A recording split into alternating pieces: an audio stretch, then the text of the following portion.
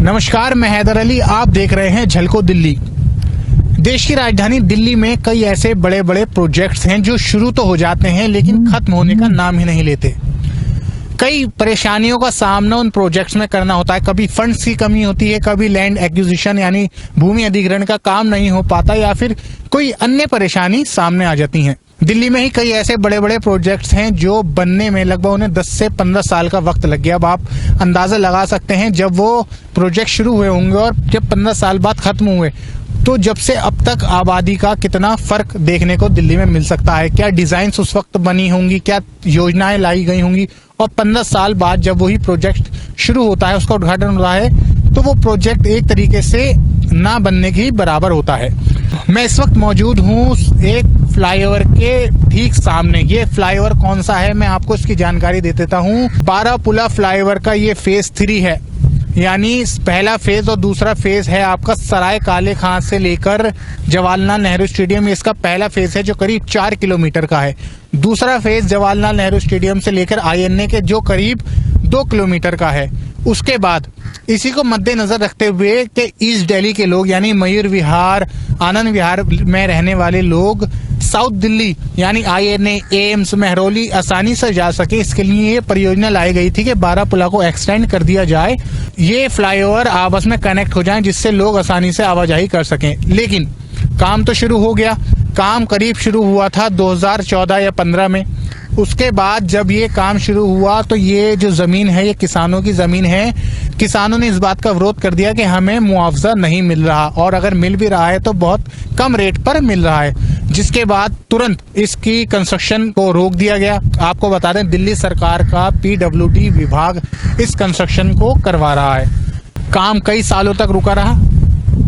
रुकने का कारण मैंने आपको बताया, भूमि अधिग्रहण है और दिल्ली सरकार के पास इसका अधिकार नहीं, यानी जो लैंड की अधिकार है वो केंद्र सरकार के पास है, और दिल्ली सरकार और केंद्र सरकार में अक्सर तनातनी बनी रहती है।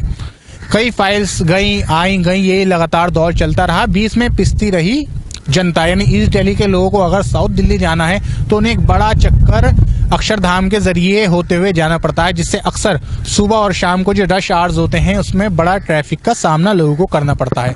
बहरहाल वक्त गुजरता गया, आबादी बढ़ती गई, फिर एक उम्मीद की किरण आई। दोबारा फाइल केंद्र सरकार के पास गई, उन्होंने इसको पास करा, लेकिन जब से लेके अब तक जो प्रोजेक्ट कॉस्ट है वो 1 से 2 गुना ज्यादा बढ़ भी गई। बहरहाल प्रोजेक्ट शुरू हुआ, लेकिन इस प्रोजेक्ट को शुरू हुए भी कई महीने हो गए और जो स्पीड है यानी काम की गति है वो काफी धीमी गति से इसका काम हो रहा है। उसका कारण क्या है ये मैं आपको बताता हूँ। फेज 3 को या जो जोड़ने के लिए काम किया जा रहा है वो यमुना की नदी के ऊपर किया जा रहा है। यमुना की नदी में अक्सर बरसात के मौसम में पानी भर जाता है, वाटर लेवल ऊपर आ जाता है, तो यहाँ इस जगह पर पूरा पानी भर जाता है। तो जो आला अधिकारी हैं, इंजीनियर्स हैं, उन्हें कई परेशानियों का सामना करना पड़ा। इसलिए एक परेशानी का कारण इसका ये भी है। दूसरी परेशानी का सामना अगर मैं आपको कारण बताऊं तो जो आसपास का इलाका है अभी भी वहां पर लोग रह रहे हैं, नर्सरीज बनी हुई हैं, किसान, ये आप देखें मेरे बगल में खेती भी हो रही है, तो पूरी तरीके से ये मसला अभी तक नहीं सुलझा है। इसके अलावा मैं आपको एक और बात बता दूं कि ये जो फेज 3 का हिस्सा है ये 3 हिस्सों में, यानी फेज 1 और 2 तो तैयार हो चुका बनकर, वो यूज भी हो रहा है, पब्लिक उसका इस्तेमाल कर रही है, लेकिन फेज 3 भी कई हिस्सों में है। पहला हिस्सा आप ये देखिए, यमुना नदी का जो आधा केबल्स का हिस्सा है ये इस तरफ का बनकर तैयार है, वो दूसरा उस तरफ का बनकर तैयार है। इसके बाद ये आगे का हिस्सा पूरा का पूरा खाली है। आगे एक और एलिवेटेड हिस्सा है, वो करीब 500 मीटर का है, उसके बाद जाके फिर वो खत्म हो जाता है। फिर आगे एक और करीब 300 से 400 मीटर का हिस्सा बना हुआ है, यानी कई टुकड़ों में ये प्रोजेक्ट बनकर तैयार हो रहा है। अब इसमें कई सवाल सामने आते हैं कि आखिरकार इतने बड़े बड़े प्रोजेक्ट्स अगर शुरू होते हैं तो सारे की सारी कार्यवाही यानी सारे जो आपके डॉक्यूमेंट वर्क है वो पहले ही क्यों नहीं खत्म होते। अक्सर एक सरकार दूसरी सरकार पर आरोप क्यों लगाती है। ये प्रोजेक्ट एक बड़ा प्रोजेक्ट है क्योंकि लगातार दिल्ली में आबादी बढ़ रही है। उस आबादी को बढ़ते हुए करीब 2014 में ये प्रोजेक्ट लाया गया था, अब 2023 है, इतने सालों में लगातार आबादी बढ़ी है।